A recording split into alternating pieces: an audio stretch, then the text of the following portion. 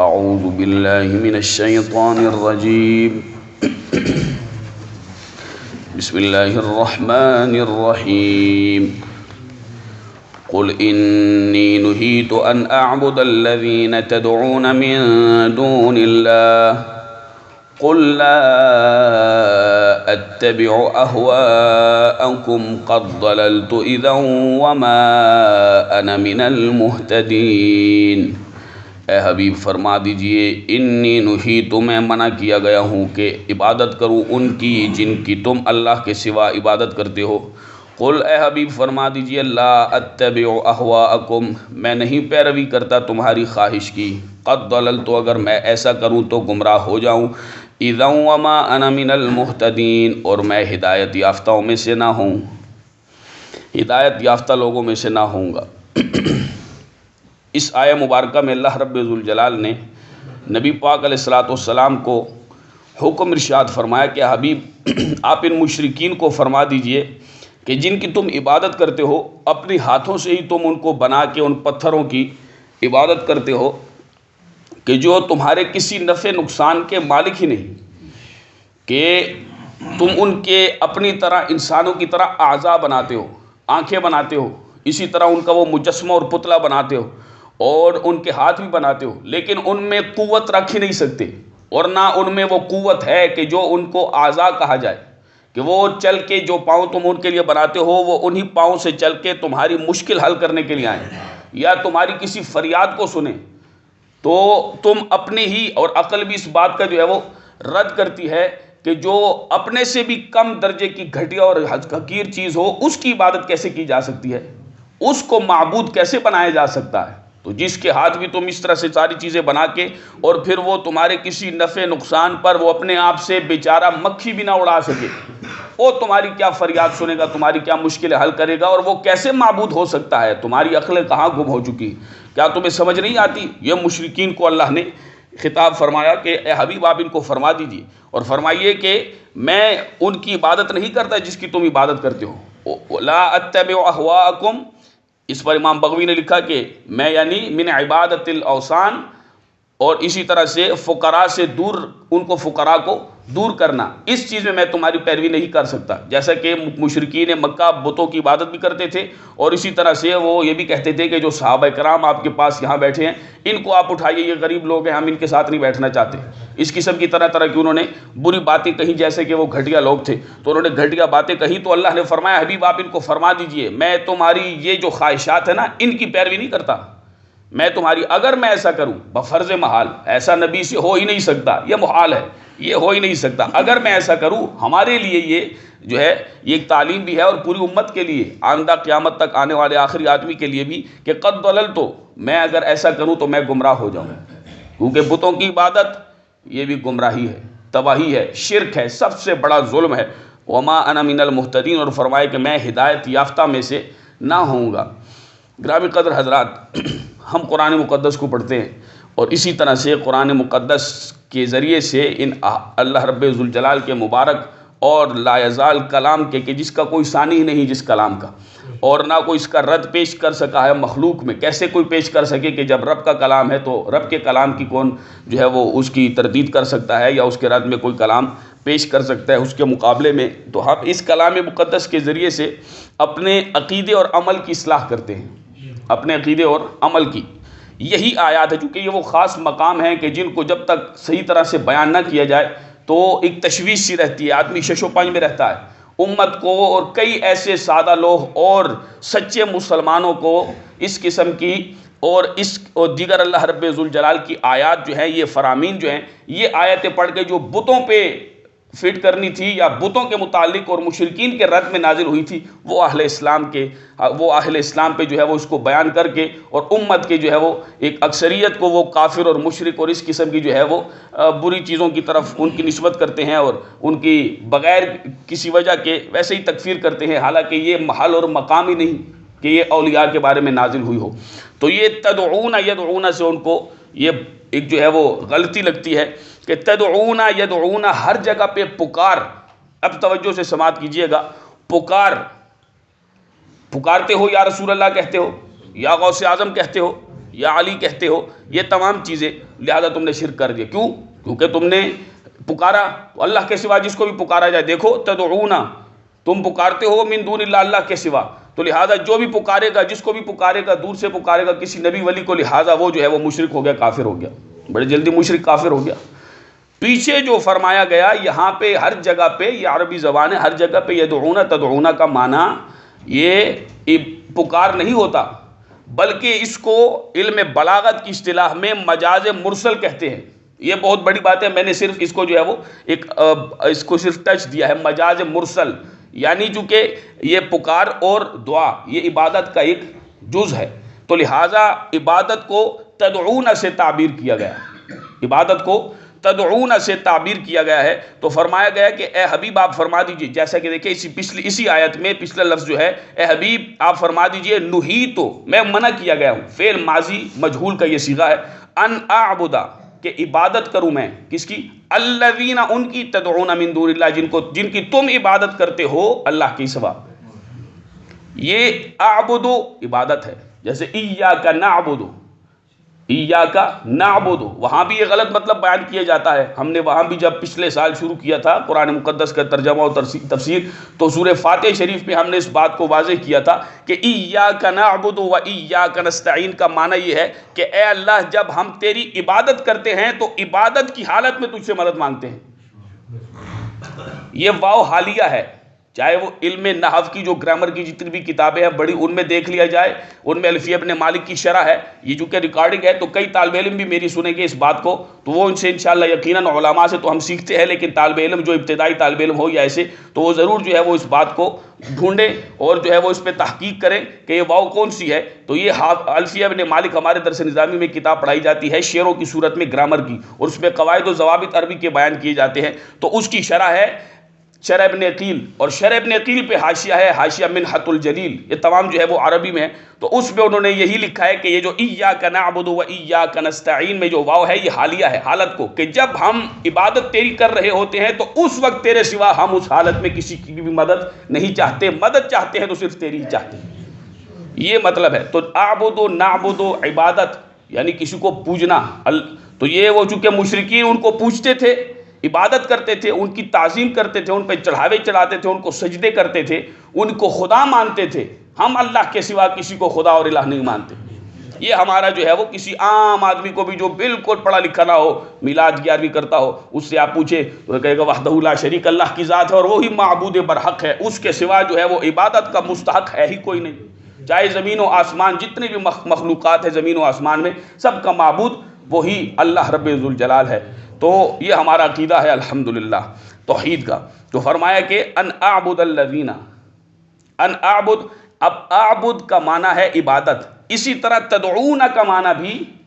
عبادت ہی ہے کہ میں عبادت کروں ان کی جن کی تم عبادت کرتے ہو اللہ کے سوا. مجھے اس سے منع کیا گیا ہے، نہیت، تو مجھے منع کیا گیا ہے. تو فرمایا کہ اب اس پہ آپ غور کیجئے گا کہ اگر ہر پکار یا رسول اللہ انظر حالنا، اے رسول اکرم صلی اللہ علیہ وسلم ہم پہ نظر فرمائیے، تو ہر پکار اگر شرک ہو،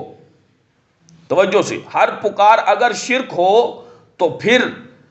اللہ رب ذوالجلال نے جو یہ فرمایا یا ایھا النبی، یا ایھا المزمل، یا ایھا الذین آمنوا، یا ایھا الناس، کتنی سینکڑوں آیات ہیں، ان کا کیا مطلب ہوگا؟ اسی طرح سے جب اللہ رب ذوالجلال کی خدمت، اللہ رب ذوالجلال کی بارگاہ میں جناب حضرت جبریل امین، حضرت ابراہیم علیہ السلام نے دیکھا، تو یہ چیز دیکھی کہ اللہ مرنے کے بعد کیسے زندہ کرے گا، حالانکہ نبی سے زیادہ یقین کسی کا بھی نہیں ہوتا، لیکن عرض کی کہ اے اللہ، وَإِذْ قَالَ إِبْرَاهِيمُ رَبِّ أَرِنِي كَيْفَ تُحْيِي الْمَوْتَ، تیسرے پارے میں ہم یہ پڑھ کے آ چکے ہیں، تیسرے سورہ بقرہ شریف میں. تو عرض کی، تیسرا رکوع ہے، اس کی آخری آیت ہے، عرض کی کہ یا اللہ یہ ارنی، مجھے دکھا کیسے تو مرنے کے بعد دوبارہ زندہ کرے گا. تو اللہ نے فرمایا اولم تؤمن، اے ابراہیم کیا آپ ایمان نہیں رکھتے؟ فرمایا بلا اے میرے رب میں رکھتا ہوں، کیوں نہیں رکھتا، لیکن ولیکن لیطمئن قلبی، میں اس لیے دیکھتا ہوں تاکہ اس مشاہدے سے مزید جو ہے وہ اس چیز یہ پختہ ہو جائے اور میرا دل جو ہے وہ اس سے اطمینان پکڑے، مطمئن ہو جائے۔ تو پھر اللہ رب ذوالجلال نے کیا فرمایا؟ فرمایا کہ اے ابراہیم 4 پرندے لیجئے۔ وہ 4 پرندے کون سے تھے وہ ہم نے بیان کیے، چونکہ یہ محل نہیں ہے، صرف ایک بات کی طرف میں توجہ دلانا چاہتا ہوں، اس عقیدے کی طرف، اس سمجھ کی طرف وہ نقطہ بیان کرنا چاہتا ہوں کہ اس کو اللہ رب ذوالجلال نے وہ فرمایا کہ 4 پرندے اکٹھے کیجئے، اس کو ذبح کرو، ان کے گوشتوں کو اور تمام چیزوں کو وہ قیمہ بناؤ، اور قیمہ بنانے کے بعد ان 4 پہاڑوں پہ وہ جو ہے وہ قیمہ تھوڑا تھوڑا رکھ دو، ثم ادعوہن، پھر تم انہیں بلاؤ، یاتینک سعیا، وہ دوڑتے ہوئے آپ کے پاس آئیں گے۔ سبحان اللہ۔ اب یہ بتائیے کہ یہاں اللہ نے ابراہیم علیہ السلام کو ان کی عبادت کا کہا ہے، اگر پکار شرک ہے، ثم ادعوہن، پھر پکاریے انہیں، بلائیے، تو کیا یہ عبادت ہے؟ نہیں ہے عبادت۔ اور بلکہ یہ تدعون یدعون، یہ عبادت کا معنی پکار نہیں ہے، یہاں پہ تدعون کا معنی پکار نہیں بلکہ عبادت ہے، اور بھی بہت سارے آگے مقام آئیں گے۔ ہم یہ بیان کر رہے ہیں چونکہ ہم یہ چاہے یہ نیا سلسلہ ہے نا، اور کئی لوگ جو ہے وہ اس میں پہلی دفعہ بیٹھے، جب ہم والناس پڑھ کے اور انشاءاللہ اگر اللہ نے ہمیں زندگی دی، دوبارہ جب ہم اس کو شروع کریں گے ترجمہ اور تفسیر کو، پھر آپ اس چیز کو سمجھیں گے کہ وہ جو ہے وہ ہمیں اب سمجھ، اور قرآن کا وہ منہج، وہ طریقہ، وہ اسلوب، وہ تمام روانگی، وہ صوتی آہنگ، وہ تمام چیزیں جو ہے وہ کیسے سمجھ آئیں گی۔ یہ چونکہ نیا ہے تو جب ہم اس کو والناس تک پڑھیں گے، اور والناس کے پڑھنے کے بعد جو ہے وہ دوبارہ ہم شروع کریں گے سورہ فاتحہ سے انشاءاللہ، اللہ نے زندگی دی تو اس کے بعد جو ہے وہ پھر آپ کو یہ ساتھ یہ تمام چیزیں معلوم ہوں گی، ہزار مضامین اور چیزیں جو ہے وہ آتی جائیں گی، جیسے کہ گزر چکی ہیں پیچھے 7 پاروں میں بھی۔ تو یہ تدعون کا معنی، اور اسی طرح سے جب سلیمان علیہ السلام نے، کہ اللہ کے نبی جو ہے وہ سب کچھ کر سکتے ہیں کیونکہ اللہ نے تصرف اور طاقت عطا فرمایا، تو اسی طرح سے سلیمان علیہ السلام نے جب یہ کہا کہ ملکہ بلقیس کا تخت کون لے کے آئے گا، وہ کیوں کہتے اپنے امتیوں کو، اللہ کی بارگاہ میں کیوں عرض نہیں کی؟ اللہ کی بارگاہ میں عرض کرتے، یا خود چونکہ وہ ولی تھے جو لے کے آئے، تو ولی سے نبی کا درجہ تو اتنا بلند ہوتا ہے کہ اس کا کوئی اندازہ ہی نہیں، تو جب ولی کر سکتا ہے تو نبی کیوں نہیں کر سکتا؟ تو پھر نبی نے اللہ کی بارگاہ میں کیوں عرض نہیں کی کہ وہ ان کو فرمایا گیا، قرآن ہے نا، سورہ نمل میں آئے گا انشاءاللہ، تو فرمایا کہ کون ہے جو تخت بلقیس کو لے کے آئے گا؟ 1800 کلومیٹر ہے، اور اتنا لمبا فاصلہ، اتنا بھاری جو ہے وہ تخت ہے، اور وہ جو ہے وہ 8-10 منٹ کے فاصلے پہ پہنچ جائے گی۔ تو ایک جن نے کہا کہ میں جو ہے وہ لے آؤں گا، قال عفریت من الجن، اس نے کہا میں لے آؤں گا، لیکن کب تک لے آؤں گا؟ جب آپ کی نشست برخاست ہوگی، زوال تک حضرت سلیمان علیہ السلام کی نشست لگتی تھی وہ دربار، فرمایا جب آپ کی نشست برخاست ہوگی تو میں وہ لے آؤں گا تخت، فرمایا نہیں۔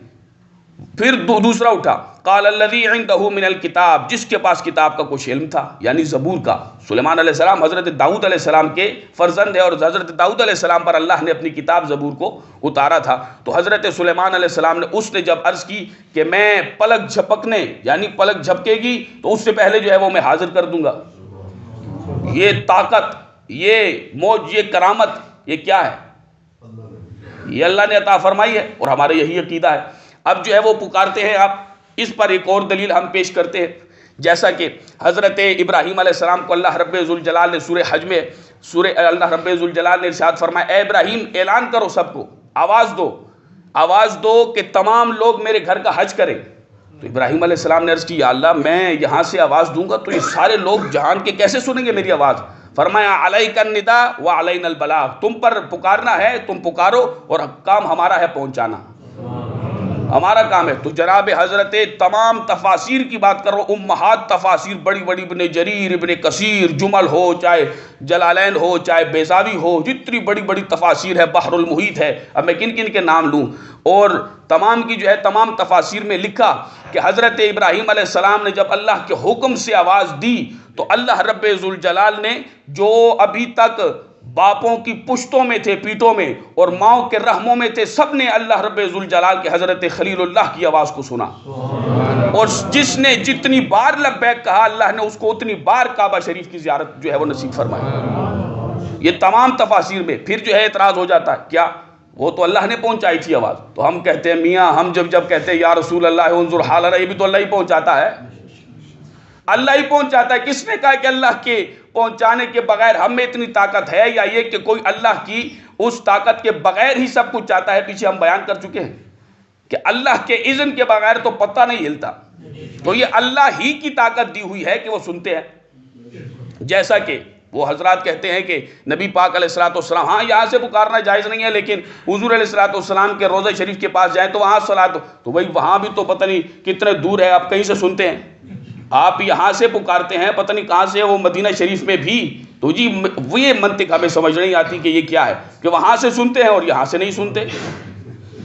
وہ اللہ جو وہاں ان کو سناتا ہے یہاں سے بھی تو سنا سکتا ہے،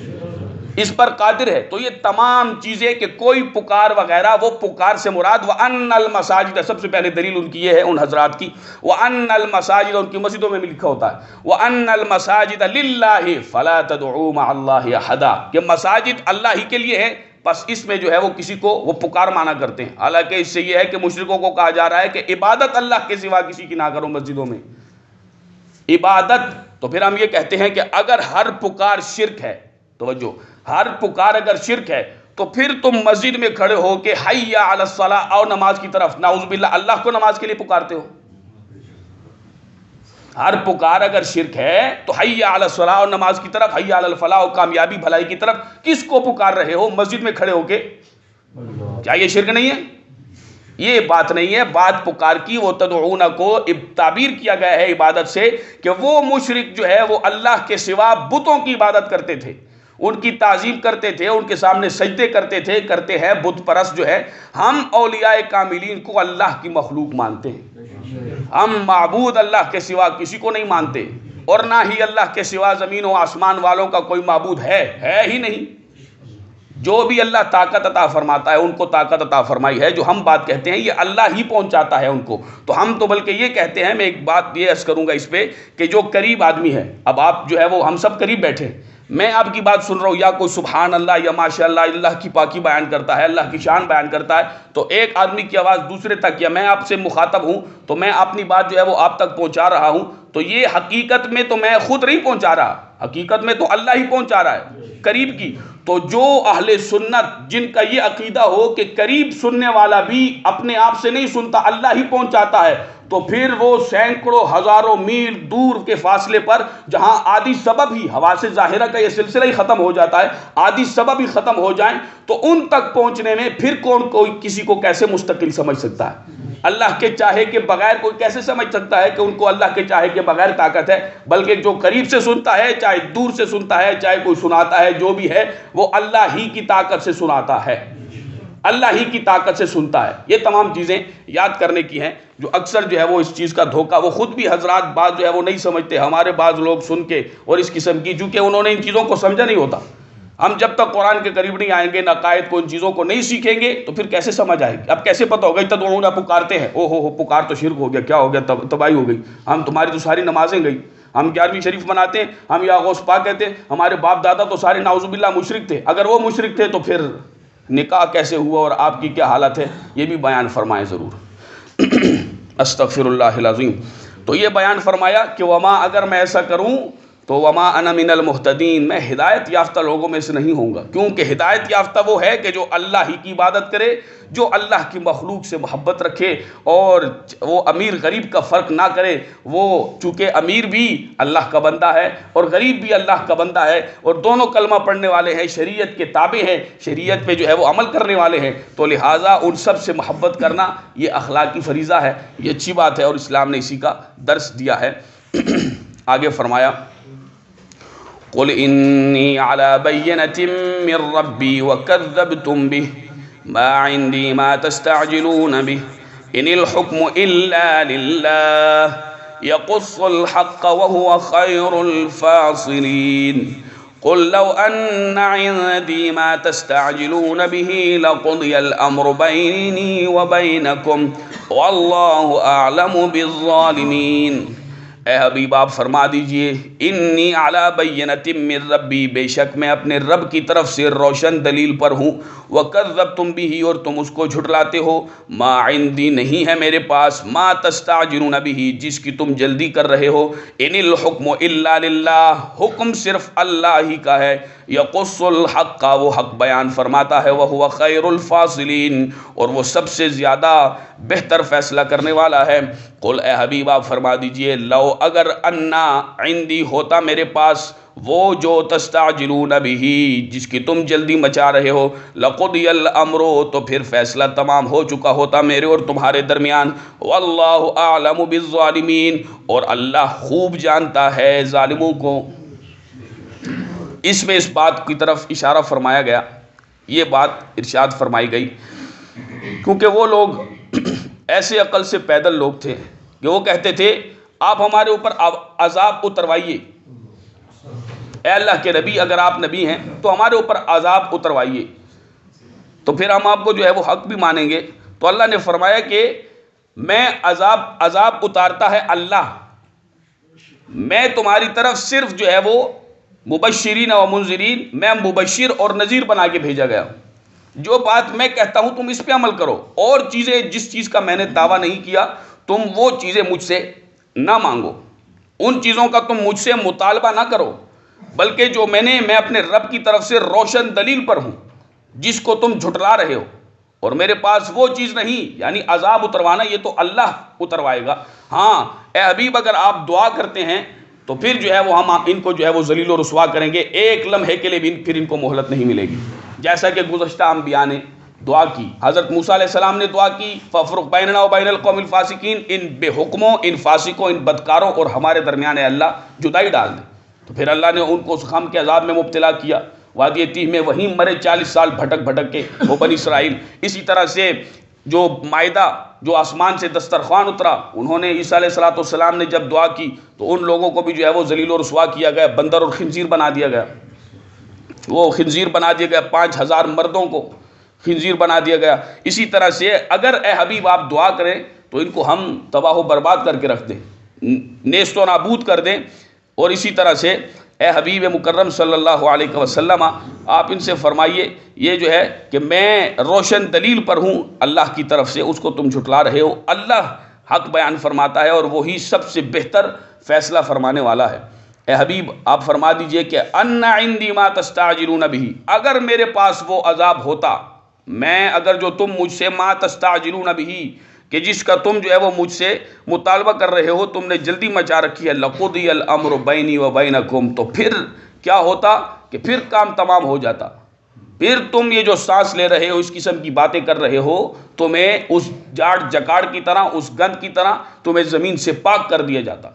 میں تمہیں تباہ و برباد نیست و نابود کر دیتا۔ اللہ کے نبی اگر دعا کرتے تو ضرور اللہ رب ذوالجلال جیسے تمام انبیاء کی دعاؤں پہ ان کی قوموں کو تباہ و برباد نیست و نابود کیا گیا۔ اگلی سورہ اعراف میں انشاءاللہ یہ تمام چیزیں آئیں گی، جس دنوں میں اللہ رب ذوالجلال نے ان تمام قوموں کو تباہ و برباد کیا، نوح علیہ السلام کی قوم سمود ہو، اس کے علاوہ جو ہے وہ دیگر اقوام کی سورہ اعراف میں وہ تمام تفصیل سے وہ تمام چیزیں بیان کی جائیں گی۔ وعنده مفاتح الغیب لا يعلمها الا الله لا يعلمها الا هو ويعلم ما في البر والبحر وما تسقط من ورقة الا يعلمها ولا حبة في ظلمات الارض ولا رطب ولا يابس الا في كتاب مبين،